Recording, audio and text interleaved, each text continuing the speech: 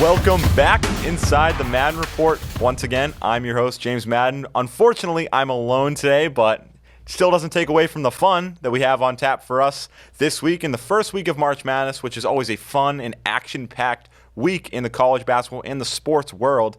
And, I'm not going to waste any time. Let's just dive right into it. The first four underway tomorrow in Dayton, Ohio, tomorrow and Wednesday. We are obviously filming this on Monday for those of you at home, but 2 games each day, and then we jump into what is my personal favorite day, the first day of March Madness, because nothing's better than that for a huge basketball and college basketball fan like myself.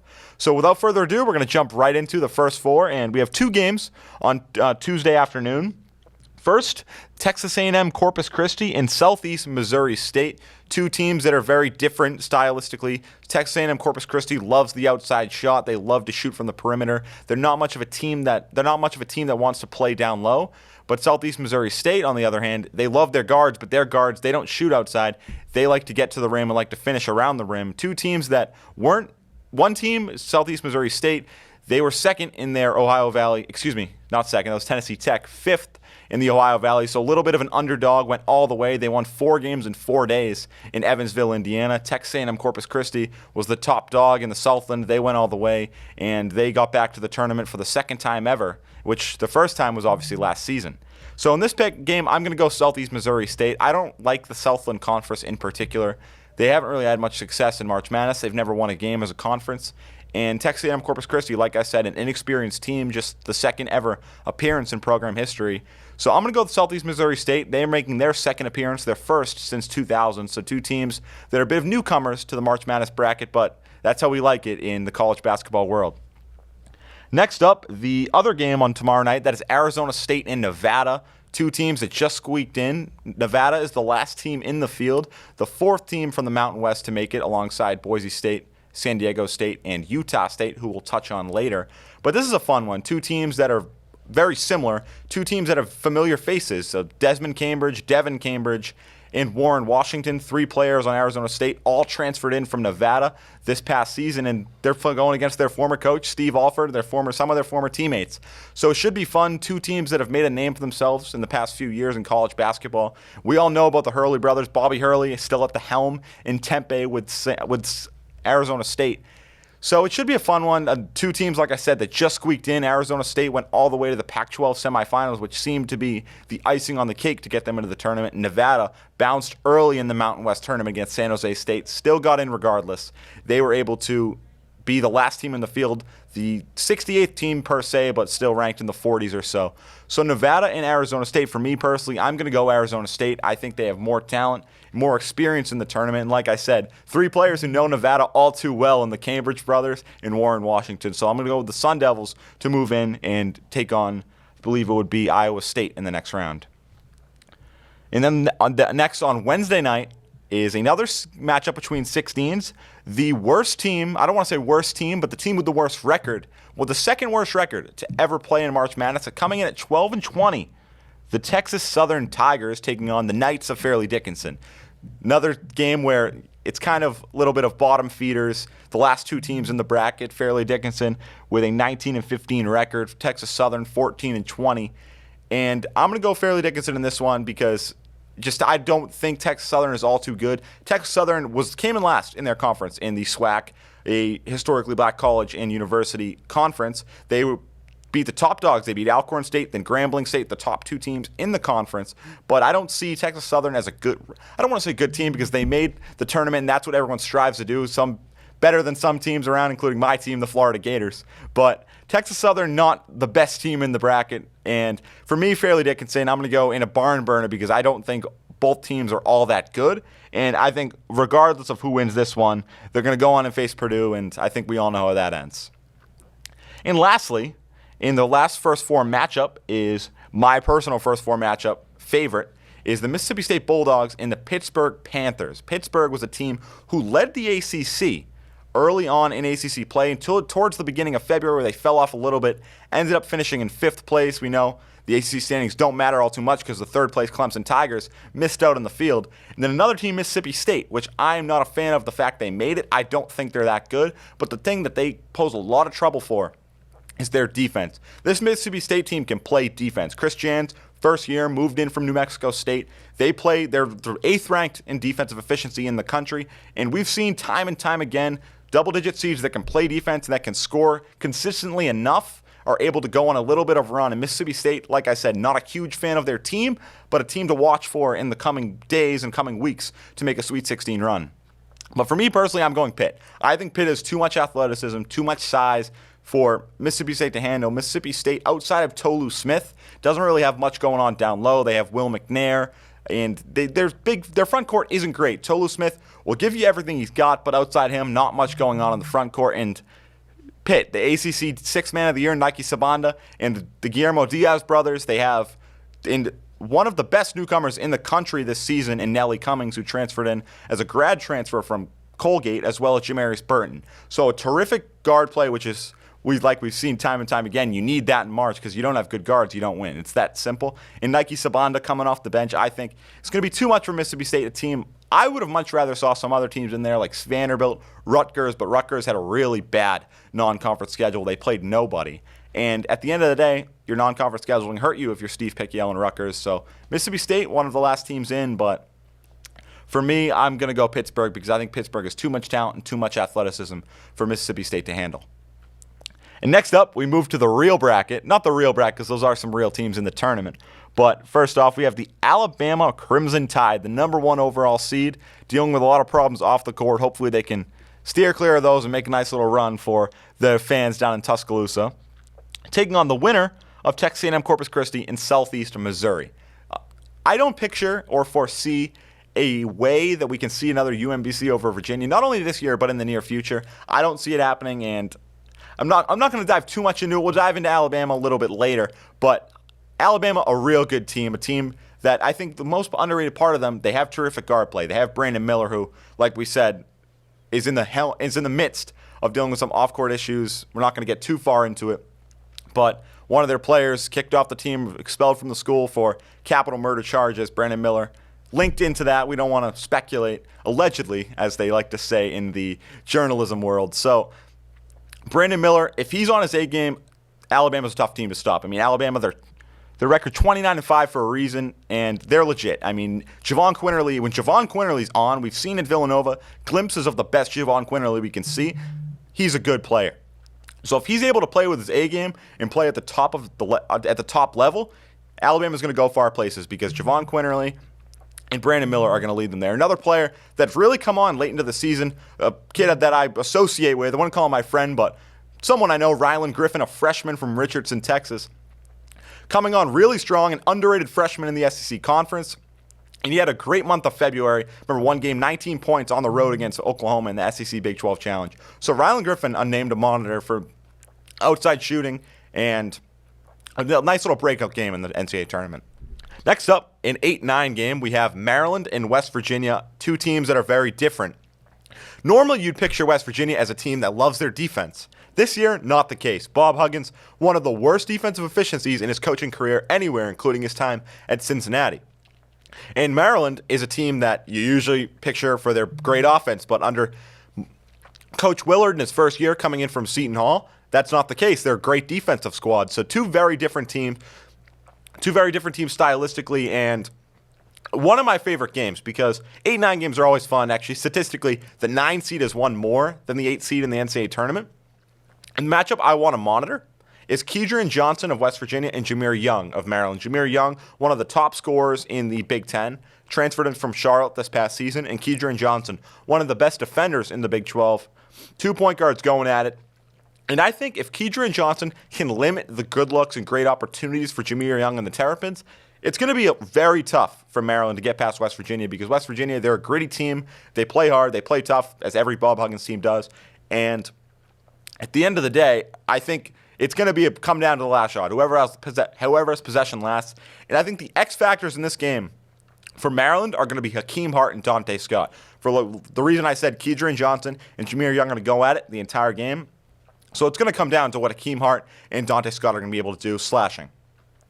So without a doubt, I'm going with Maryland because I think Dante Scott has what it takes to take over a game for Maryland because like I said, he hasn't been the number one option on this Terrapins team, but he's been able to score when they needed it, when Jameer Young's having an off night, when they're facing a good defensive team, and Jameer Young is going to be the focal point for any defensive squad. And I'm going to go Maryland because I think Dante Scott and Akeem Hart will be able to get the job done for the Terrapins. Another player to watch, I think any college basketball fan, anyone who's followed West Virginia at all knows Eric Stevenson. Eric Stevenson can go out there and you can drop 30 on anybody. He dropped 30 on Kansas earlier this season in a 2-point road loss in Lawrence. So Eric Stevenson, another name to watch, but I'm going to go with the Terrapins to advance in this one. And we jump into our first really fun matchup. We always know those 5-12 are famous for the upset, especially when they have two very good mid-major teams, the San Diego State Aztecs and the Charleston Cougars. Charleston was ranked at one point, fell out when they lost at home to Hofstra, then they later lost at Drexel, but their only other loss was on the road at Dean Smith Center in Chapel Hill in a game where they were leading at halftime. Charleston is a very good team. I think Pat Kelsey's squad, underrated, only ranked a 12th seed, kind of disrespectful to them out of the Colonial Athletic. And then San Diego State. I think San Diego State has what it takes to not only make a deep run, but go to the Final Four. I mean, San Diego State, they have the talent, the experience, the tools, the coaching. They have everything to make a deep run. And San Diego State, without a doubt, I'm going in this one. It pains me to pick against the Cougars, but for me, San Diego State is just too good, too talented, and most importantly, their defense. San Diego State prides themselves in their defense. Brian Dutcher has built a terrific program in San Diego State ever since the 2020 season that was canceled with COVID, in which they would have been a 1 or 2 seed. So for me, San Diego State in a close one because, like I said, you can never go wrong with some two solid mid-major play, and we've seen a lot of that this season. And we're going to talk about some great mid-majors as we get through the bracket. But for me, San Diego State in a close one. Next up, talk about mid-major play. One of my favorite mid-major teams, I've been watching them since November when they played at the Charleston Classic down in, you could guess, the College of Charleston. The 4th-ranked Virginia Cavaliers taking on the 13th-ranked Furman Paladins. Furman is good. Terrific guard play. Jalen Slauson and Mike Bothwell, they bring everything to the table for the Paladins. And the problem with Virginia, they're a good team. Tony Bennett's a terrific coach, a National Basketball Hall of Famer. But the problem with the style they play in the tournament is if they are going to fall early, if they're going to get into a deficit early and Furman can jump out to a quick run, quick lead, 11-2, 11-4, then Virginia's in a little bit of trouble because Virginia's style of play is slow, and that doesn't really match up for a team that's playing from behind. Virginia, they outside of Armand Franklin and Jaden Gardner, don't have much scoring. They have Kihei Clark, but he's not a scorer. He'll get you 8 assists, but he'll get 6 points. And when you're trailing early on, you're going to need some guys to score outside of your top 2 players. So, the problem I think that poses with them is their offense. And Furman, they don't have a good defense, but it's not a bad defense. They're ranked in the 50th percentile, middle of the pack, so they're good enough to get by, but not horrible where it'll blow them the entire tournament. So, for me, I'm going with my first upset of the bracket, taking the Paladins of Furman, making their 3rd ever NCAA tournament appearance, their first since 1982. Now I'm taking Furman to move through, a team, like I said, that has had high expectations all season after heartbreak against Chattanooga last season in the SoCon tournament, and I have them moving through into the round of 32. Next up, a 6-11 matchup, which actually statistically produces the most upsets, but not in this case for me. We have 6th-seeded Creighton and 11th-seeded NC State. NC State, one of the last teams in the bracket, I think very underrated. They are an 11th seed because their record wasn't great and their strength of victory also wasn't great. But I think NC State's a dangerous team if they can figure it out. Kevin Keats was on his way out. They said if he was going to have another down year this season with the Wolfpack, this was his last year, but making the tournament, going on a little bit of run, and putting themselves in position to be in position has saved his job for just one more season. And something about NC State, Jarkel Joyner, the newcomer of the year in the ACC for transfer. Jarkel Joyner, transferred in from Ole Miss, has been quite possibly the best point guard in the ACC. It's a little bit of a snub from the All-ACC first team, but another player to watch is Terquavian Smith. Terquavian Smith would have been a first-round draft pick last season, but decided he wanted to go back to school with all the new NIL deals, and he wanted to try and get the NC State Wolfpack back to the tournament, and that's what he did. So Terquavian Smith and Jarkel Joyner, as well as DJ Burns, an underrated transfer from Winthrop, 6'10", 300 pounds. I don't know how you guard him in the post. NC State, a dangerous team, but anyone that's followed me and has seen me talk about college basketball knows how much I love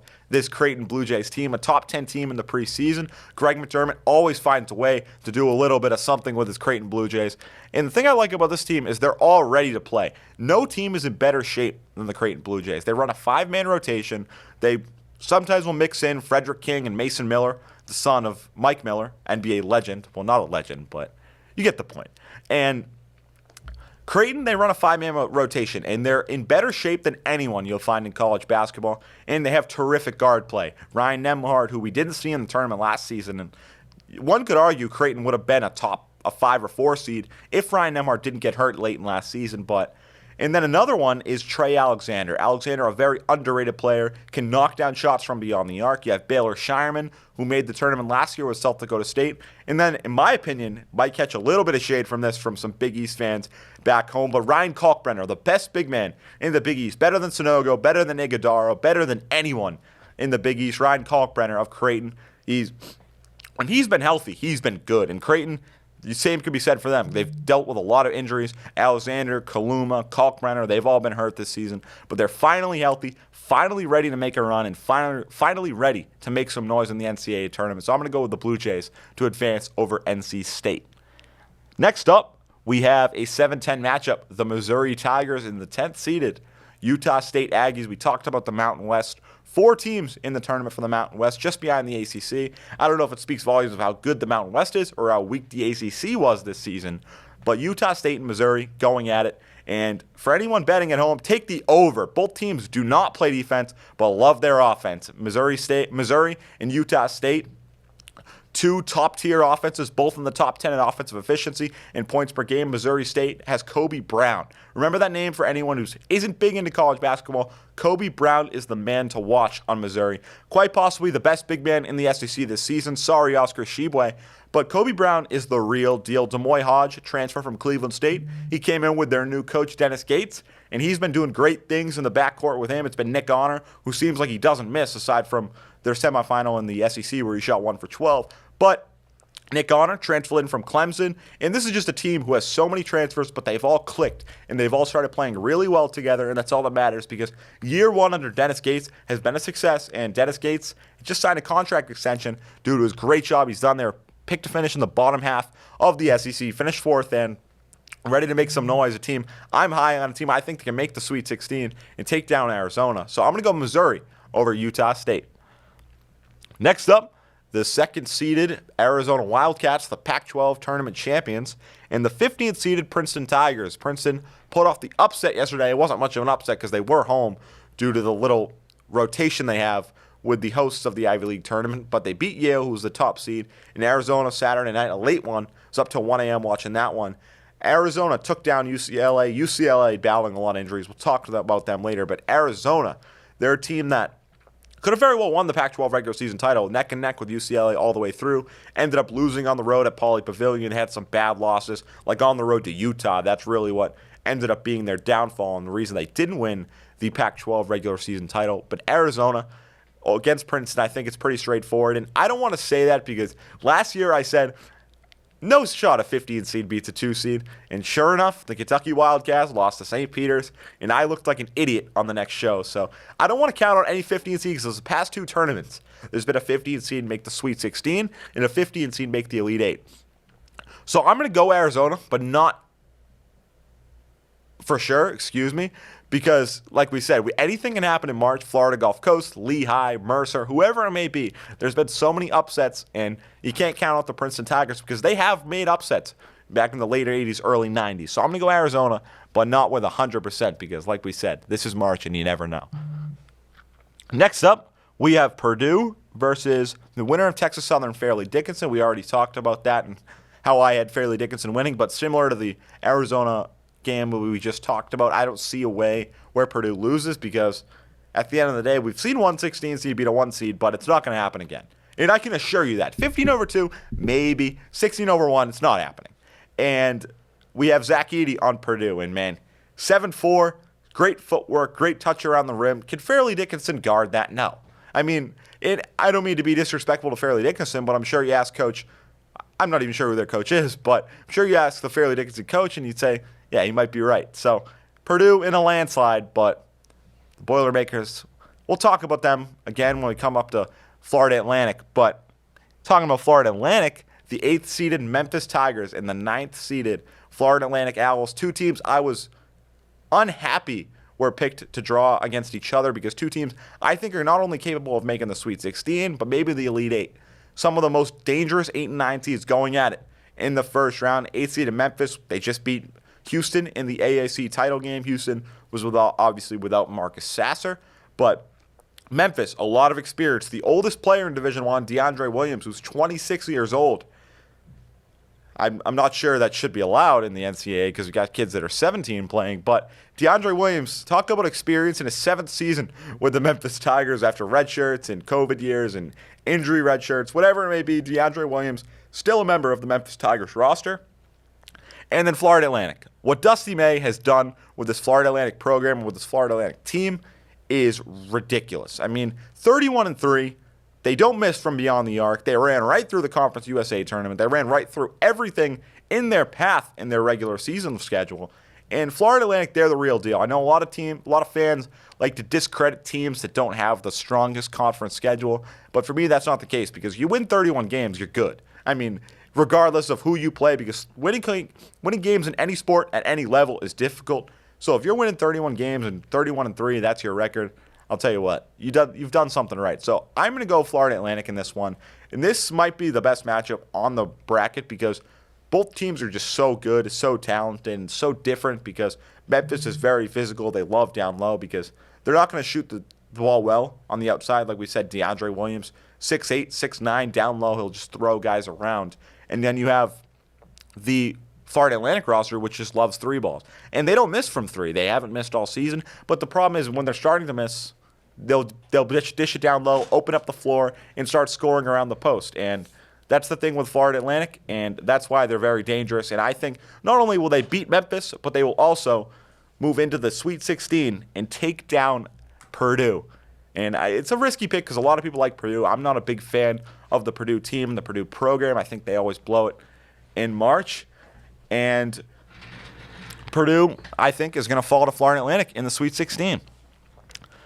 Next up, a 5-12 matchup between the Duke Blue Devils and the Oral Roberts Golden Eagles.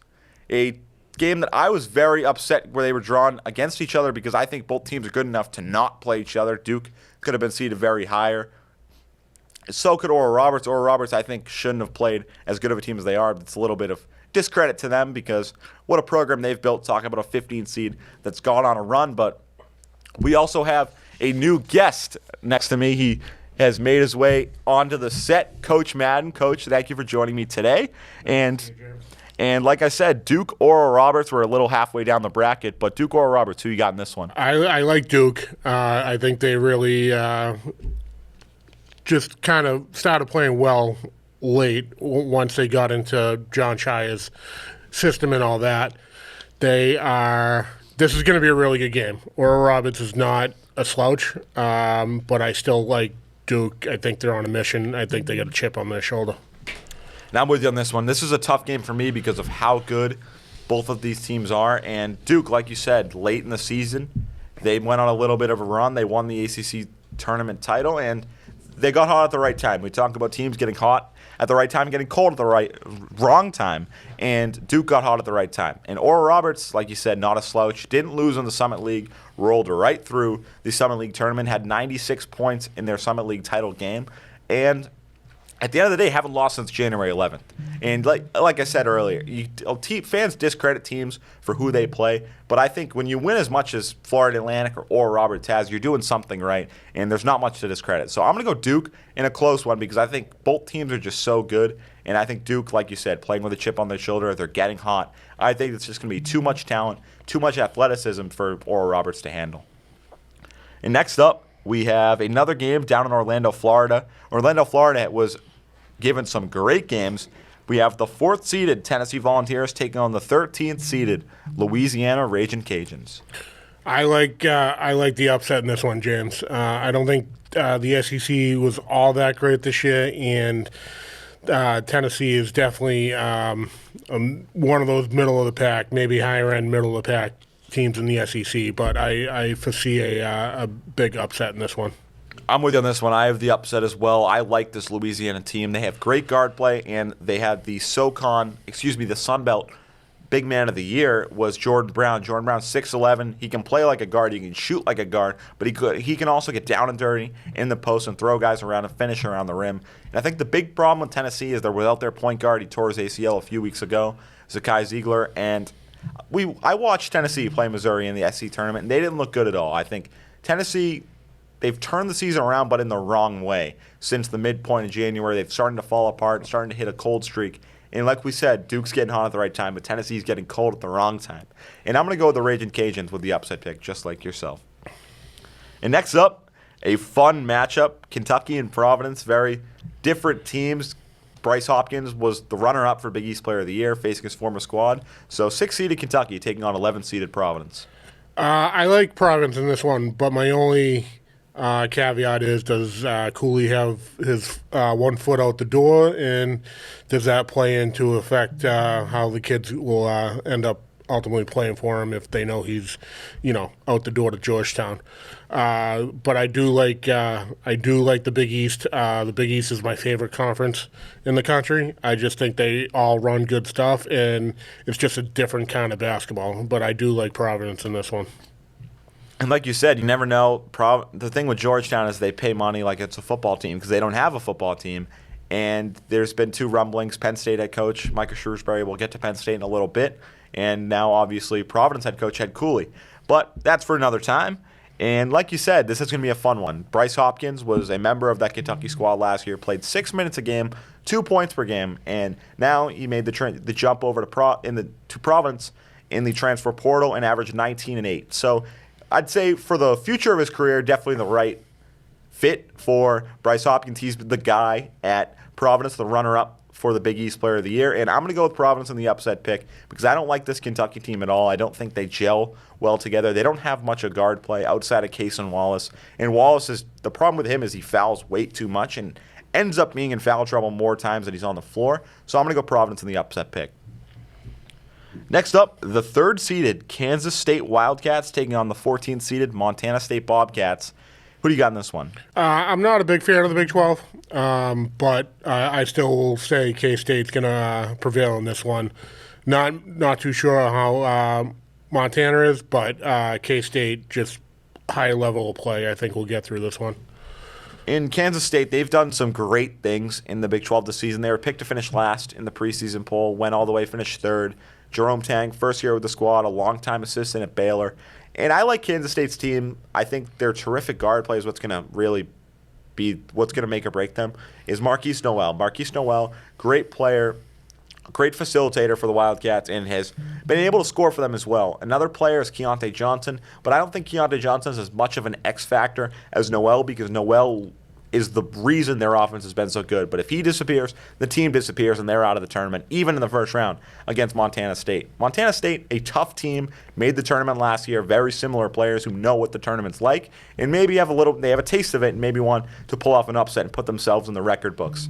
But I'm going to go Kansas State and to just hold their ground and not get upset against the Bobcats. And the Bobcats had a very easy schedule in the Big Sky tournament. They ended up facing the 9th seed in the Big Sky Tournament Championship at Northern Arizona because Eastern Washington got bounced early. But I'm going to go Kansas State to hold their ground, avoid the upset, and move into the next round. Next up, the 7th-seeded Michigan State Spartans. March Izzo always does some crazy things for what seems to be no reason. And the 10th-seeded USC Trojans, one of the last teams in the field. Again, another conference I don't particularly like in the Big Ten, but Coach Izzo is probably going to find a way to win against a Pac-10 team. They just never really been top tier talented, but have, he's always found a way to win, to make his way through. So I like Michigan State in this one. Yeah, and this is a toss-up for me because there are 2 teams coming off very bad losses in their conference tournament. You had Michigan State, who lost to 13th seed Ohio State.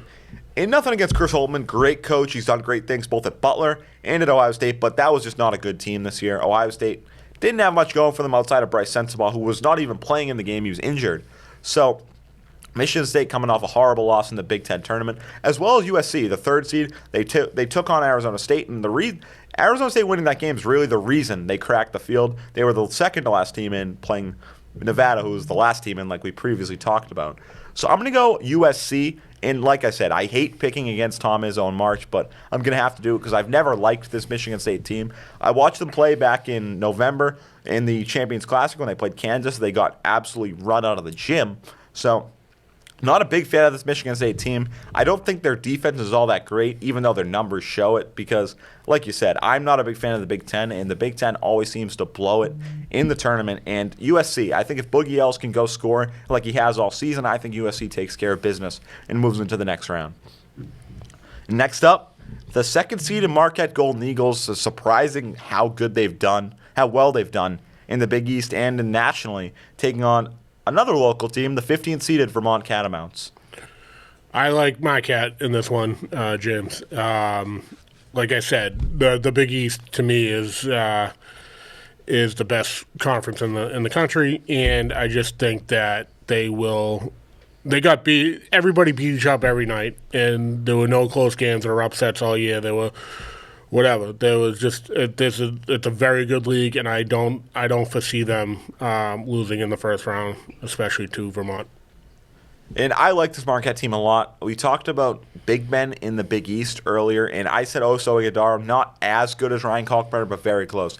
Ighodaro, an underrated big man, underrated player. But I think another player that I love is Cam Jones. Jones doesn't miss from beyond the arc, and I don't mean that figuratively. I mean that literally. Jones, quite possibly the best three-point shooter in the country. And the reason that Marquette is a two-seed, the one thing that scares me for Marquette is the fact that since his days at VCU when they went to the Final Four, Shaka Smart hasn't won a tournament game. He didn't win one at Texas. They didn't crack the tournament last year in his first year at Marquette. Now, as a two-seed, you think we've talked about how many 15 seeds have made it into the coming rounds the past few years. Is Marquette going to fall victim to that? I hope not, because I really like this team.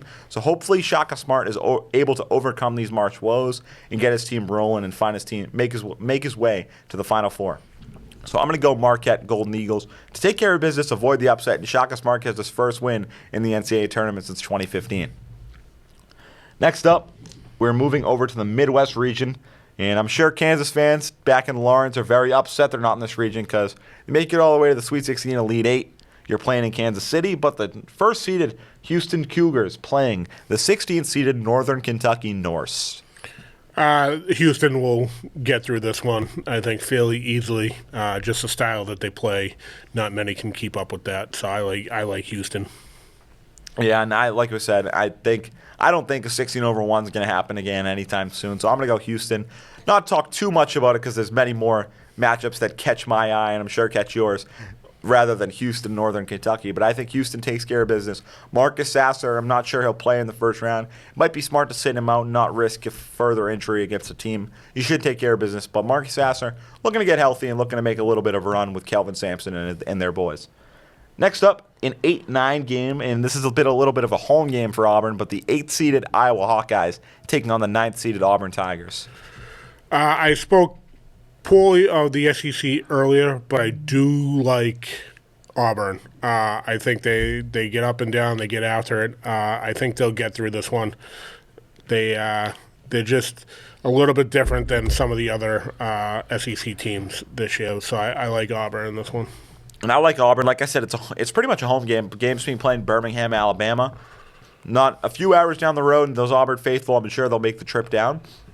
And the thing about Auburn, for me, is Janai Broome. Without Janai Broome, this team's not even close to the tournament. They're not even close to being half the team they are. And Broome, the best newcomer in the SEC by far, and it's not even close, because his impact to the Tigers and Auburn Tigers is unmatched and can't be replaced by anybody. He does it all. He can score. He'll go out there and drop you 20, 25. He'll get you 10 rebounds. And before transferring in, he was the Ohio Valley Defensive Player of the Year and MVP at Morehead State. So Janai Broome, I think, single-handedly gets them through. Two teams that are very different. Auburn doesn't score the ball particularly well. They're defensive-minded like Bruce Pearl always has been. And Iowa, on the other hand, they're similar to other teams we'll talk about. I want one team in particular, but they don't play defense at all. They get up and down, but for the wrong reasons. They don't play defense, and they just shoot threes. That's what they do. Chris Murray, the brother of Keegan Murray, and The one similarity between these two teams is they both have very energetic and very crazy coaches, you could say. Fran McCaffrey led the Big Ten and led the country in ejections this season. Bruce Pearl, we all know when he likes to get into it, his face gets really red. And I'm a personal fan of Bruce Pearl, but sometimes I worry about him, just how much he screams and how much he gets into it. But I'm going to go Auburn Tigers advancing over Iowa. Next up, another 5-12 matchup, a fun 5-12 matchup. The Miami Hurricanes taking on the Bulldogs of Drake. I'm going to go with Drake on this one, James. I think the ACC is ready for an upset at this point, and Miami is the one that could happen. They're a little bit overrated, and just the style that they play doesn't really fit, and I think Drake is going to get them. And I like that pick a lot. I'm going to go with Drake as well for two reasons. Norshad Omier, one of the best big men in the ACC, battling an ankle injury. Unclear if he'll play this week against Drake. And another player, Tucker DeVries, the son of head coach Darian DeVries, but he's not getting any father-son favoritism. He's the real deal, the Missouri Valley Player of the Year. And the problem with him is he's a matchup nightmare. The only player I can think of off the top of my head that could guard him is Jordan Miller. But Miller hasn't been known for his defense. He's been known for his outside shooting and his scoring. So I think Tucker DeVries, is going to provide too many matchup problems because they don't have a wing that can guard DeVries because they're guard heavy. Their top two players, Nigel Pack and Isaiah Wong, both guards, both 6'2", 6'3", not big enough to cover 6'7", 6'8", Tucker DeVries. So I think DeVries is just a matchup problem because there's no one on the wing that is going to be able to compete with DeVries on Miami. So I'm going to go Drake with the upset.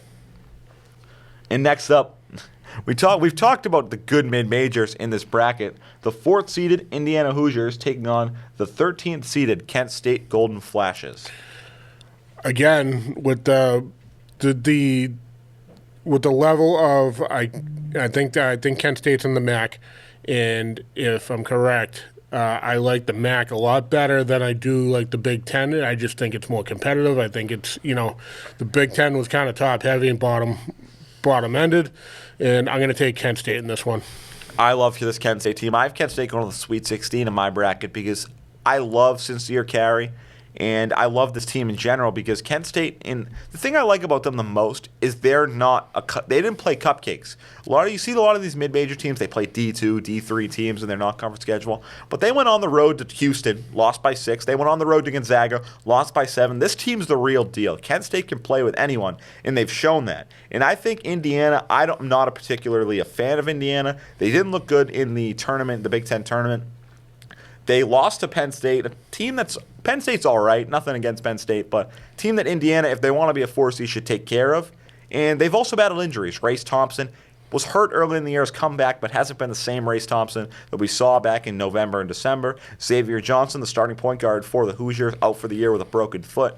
So outside of Trace Jackson-Davis, they're going to need someone to find some consistency and find it soon because Jalen Hood-Schifino, he's been good but not good enough to be the number 2 option throughout the tournament if they want to go all the way. So I'm going to go Kent State because I think Kent State is the real deal. 28-6. Them and Toledo battled back and forth in the MAC, but they were able to come away with the MAC tournament title. And Sincere Carey, like I said, I think he's the real deal, and so are the Golden Flashes. So Kent State not only into the round of 32, but into the Sweet 16.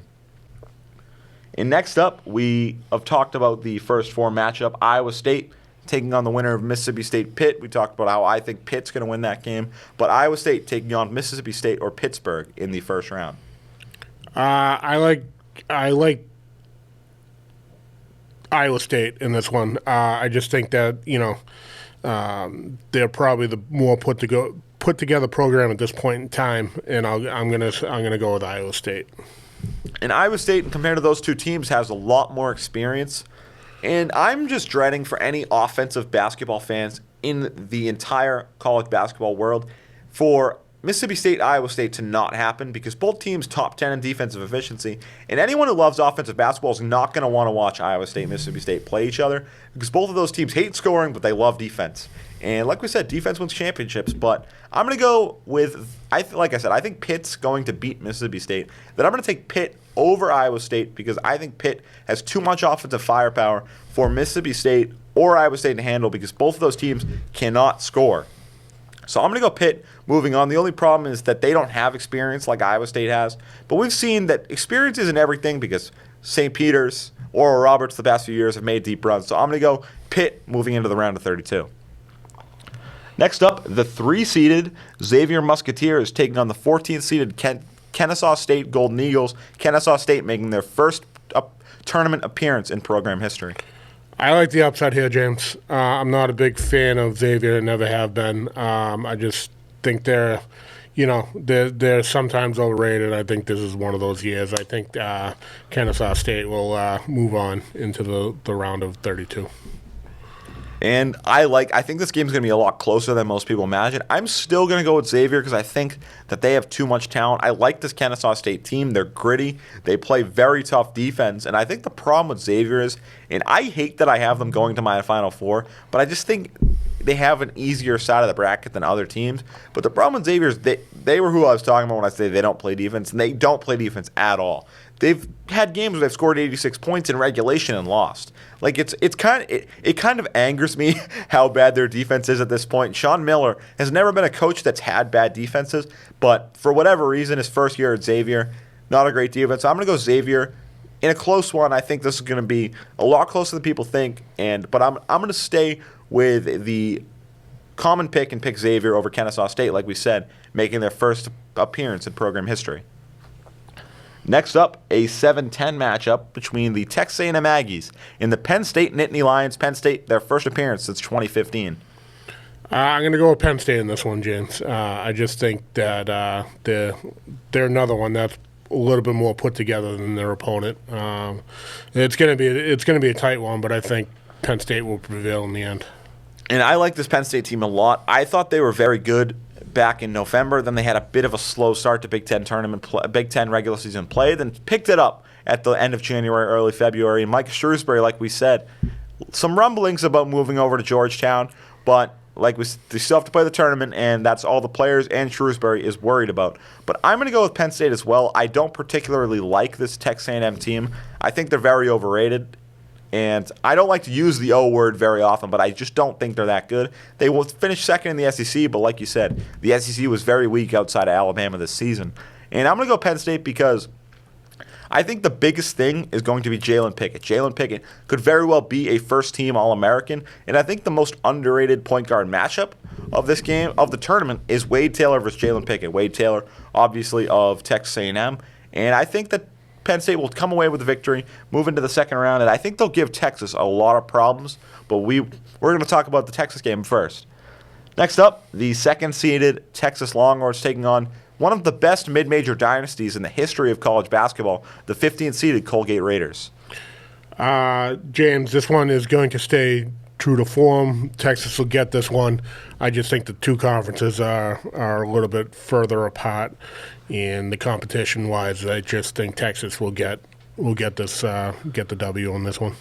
And I'm with you on this one. I like Colgate. I like their program. I like what Coach Lankel's done. But we talked about last year, Arkansas, Vermont in particular. When teams like Colgate play a team like Texas, the problem is athleticism. Colgate doesn't have nearly the athleticism to handle Texas. And at the end of the day, athleticism and strength and size will beat three-point shooting. And Colgate, the top three-point shooting team in the country, but that's really all they have on Texas because Texas has everything else. And I think Texas is just going to bully them down low and come away with the victory. Next up, moving over to the West bracket in Las Vegas at the end of the whole thing, we have the first-seeded Kansas Jayhawks making their – and then the 16th-seeded Howard Bison making their third appearance in program history. James, I don't think I'm going to go against your Kansas Jayhawks in this one. It's a 1-16, so I'm going to stay with Kansas. Howard probably has had a pretty good season, but it's going to come to an end. And I like you on this one. I think that Kansas is a lot more talented than Howard. I don't think that. I know that. But nothing against the Howard guys. They've had a great season in the MEAC. The MEAC, I don't know if that's how you pronounce that, but MEAC, the Mid-Eastern Athletic Conference, and one of the two HBCU conferences. So Howard, representing HBCU, is looking for a 16-1 upset, but I don't see it happening. Kansas, too good, and I'll tell you, I was on campus 2 weeks ago. The energy out there for their basketball program, unreal. So it's hard to root against the Kansas Jayhawks when their fans are as crazy as they are. But I'm going to go with the Jayhawks moving into the next round and maybe making a little bit of a run. And Coach Self missed the Big 12 tournament. Now he's supposed to be back. It had a little bit of a mental problem, a little bit of a medical problem. And so Coach Self joining the team this week and hoping to make a nice run and become the first repeat champions since the Gators did so back in 2009. Next up, 8-9. I think that Kansas is, I wouldn't say mad, but disappointed with who they were drawn on the same side of the bracket with 8-seeded Arkansas taking on 9-seeded former coaching school, I'm all over the place today, but former job for Bill Self. He used to coach at Illinois. So 8-seeded Arkansas taking on 9-seeded Illinois. I like Arkansas in this one, James. They are looking for a little bit of redemption from last year, I think, and I think they're actually going to give Kansas a run for their money in the round of 32. I do like Arkansas. And I'm with you on this one. I think this is a 50-50 game for me, but whoever wins this game is going to give Kansas a world of problems in the next round. Both teams very good. They had very high expectations entering the season. Arkansas's battled a lot of injuries. Illinois' battled a lot of locker problems. Brad Underwood kind of lost the squad early on in the season, gained them back when they lost a few players to the portal. But Illinois finally starting to figure it out a little bit. And like I said, locker problems are a lot to deal with for a coach and for players, and is usually doesn't end well on the floor. But Illinois, they battled through it. They're in the tournament, and now once you're in, not anything can happen. But I'm going to go Arkansas on this one. I think Arkansas too talented. And entering the year, I was very high on Arkansas. They were a pick of mine to make the Final Four. But like I said, battled injuries, and the freshman jump from going from high school to your freshman year of college is very different, and a lot of players don't do it well, and they had a lot of freshmen coming in and relied too heavily on some freshmen. So Arkansas not having the season they wanted, but in the tournament, and I'm going to go Arkansas over Illinois. And next up, we have the 5th-seeded St. Mary's Gales taking on the 12th-seeded VCU Rams. Another fun 5-12 matchup between two very good mid-major programs. I like St. Mary's in this one. I just think they the style that they play, get up and down with a couple of bigs. I think that they're gonna move on to the round of 32. And I do too. I think St. Mary's catches a lot of hate, similar to Gonzaga because of the conference they play in, but I think they're a lot better than VCU. I think the Atlantic 10 the past few years has been very weak, and like we've seen, they've only had one bid the past few years, and I just don't think it's the same Atlantic 10 we used to see with those good Dayton teams, those good VCU teams, George Mason, even UMass back in the day. So I don't think A10 is all that good anymore, and I'm just going to go St. Mary's because St. Mary's played Gonzaga 3 times. They know what it's like to play a high-pressure and high-level game. And like you said, they have some great big men, Kyle Bowen in particular. So I'm going to go St. Mary's moving on. And I always like Randy Bennett's squads. They never seem to make the run that I think they'll make, but I think this might be the year for the St. Mary's Gales, and I think they move on. Next up, the 4th-seeded UConn Huskies and the 13th-seeded Iona Gales, one of the best Metro matchups in NCAA tournament history between just two brands, Rick Pitino and the UConn Huskies. I am going with Coach Pitino in this one, James. I think he's going to be able to, take away the big for UConn, and there's, it's okay after that with UConn, but I think the big is the and I always forget his name, but Snogo. He if you take him away, there's not really a whole lot underneath him, and then they're very beatable. And like I said, one of the best Metro matchups in the tournament we've ever seen. Two brands, very different. Iona has a brand now because of Rick Pitino, and maybe we'll see more Pitino versus UConn once he leaves for St. John's and can play at Madison Square Garden every Saturday. But Rick Pitino, it's hard to pick against Pitino because he's such a good coach, and it's great that he's back into college basketball and back making a name for himself and all his players. But I'm going to go with UConn only because I think UConn is too good. And another thing to watch for me is this big man matchup between Nelly Jr. Joseph and Adama Sanogo. It's going to be back and forth all game. Two players who love to throw some elbows, love to throw a shoulder into you, and love to play physical. So I think as long as Sanogo can lock down Junior Joseph, I think UConn's going to be able to find enough scoring on the outside from guys like Jordan Hawkins, Tristan Newton, Joey Calcaterra, who's starting to light it up from beyond the arc. So I think UConn takes care of business in a close one because, like I said, it's hard to pick against Rick Pitino. So I'm going to go UConn in a close one. And next up, the 6th-seeded TCU Horned Frogs taking on the winner of Arizona State, Nevada. I don't foresee TCU not getting to the round of 32. I also think that there's a little bit of some revenge factor from the fall. I think obviously they all talk to each other and all that. So I think that they'll at least get to the round of 32 in support of their football team who lost in the national championship game. And I've liked this TCU team for a while, but the problem with them is they've had a mixture of injuries and, similar to Illinois, off-court issues. They had Eddie Lampkin, their starting center, gone. He entered the transfer portal this morning. He left the team a few days ago. Mike Miles, who has been quite possibly, I'd say, the second-best player in the Big 12 behind Jalen Wilson, and he's just battled injuries. He's had ankle injuries, foot injuries, but Mike Miles, fully healthy, finally back, ready to go for the Horned Frogs. So, like I said, I don't think Arizona State and Nevada are two very good teams. I think you could very easily put a team like Clemson, put a team like Rutgers or Vanderbilt in over Arizona State and Nevada. So I'm going to go TCU over whoever they do end up playing. I think TCU is much better than a 6th seed when they have it all figured out. So I'm going to go with the Horned Frogs moving to the next round. And next up, the 3rd-seeded Gonzaga Bulldogs we just talked about in the West Coast Conference, taking on, for this only the second appearance in program history, the last was in 2021, the 14th-seeded Grand Canyon Antelopes. Yeah, I can't go against Mark Few and Gonzaga. They're not as good as they were last year, but I still can't see them not getting past the first round. They could still make a little bit of a run, but I don't foresee them going much further than one win. I think they'll probably get it in the round of 32 and go home.